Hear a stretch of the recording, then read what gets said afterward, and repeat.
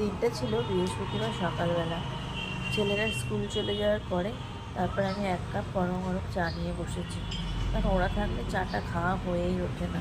যত তাড়াতাড়ি ঘুম থেকে উঠি না কেন, এত তাড়াহুড়ো লেগে যায় যে চা খাওয়ার টাইম পায় না। তাই বলি তোরা চলে যা, তারপরে আমি ফিরে সুস্থে 1 কাপ চা নিয়ে বসবো। দেখো সকালবেলার চাটা একটু আয়েশ করে খেতে একটু ভালো লাগে। আর এই শীতের সকাল, তারপরে তো ওদেরকে স্কুলে দিয়ে ফেরার পথে ফুলটা নিয়ে এসেছি, আসার রাস্তায় পড়েছিল।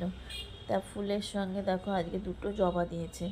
একটা জবা লক্ষ্মীকে দিলাম, আর লক্ষ্মীরও লাল ফুল খুব পছন্দ, আর গণেশেরও লাল ফুল পছন্দ।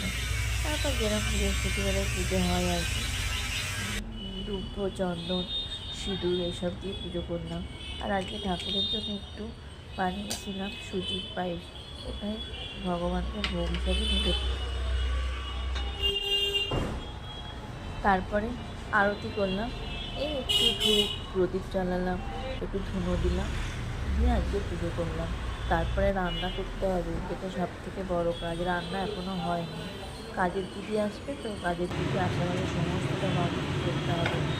এই দেখো ছেলেদের টিফিন দিয়েছিল আলুর পরোটা, ও দুটো লুচি রেখে দিয়েছিলাম। আমি যদি আমার পুজো হয়ে গেছে তারপরে আমি গরম গরম করে খাই। ঠান্ডাটা খেতে ভালো লাগে, আমি গরম গরম করে খাই।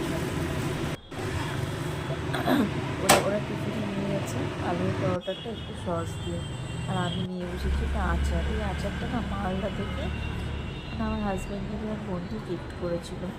মালদা কিছু একটা দিদি নাম দিয়ে দোকানটা আছে, আমার ঠিক মনে নেই, তবে আচারটা খুব টেস্টি।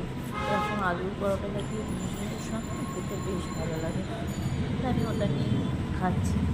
খাওয়াটাও তাড়াতাড়ি করতে হবে, কারণ রান্না করতে হবে। কারণ কাজের দিকে এসে যদি তাকে রান্না হয় সেখানে সে কী কাজ করবে বলো। তাই সে আসার আগে সমস্ত রান্নাটা করে ফেলতে হবে। তারপরে একটু ডাস্টিং করবো। ডাস্টিংটা আমি রোজই করি, এটা আমার রোজের কাজের মধ্যেই পড়ে।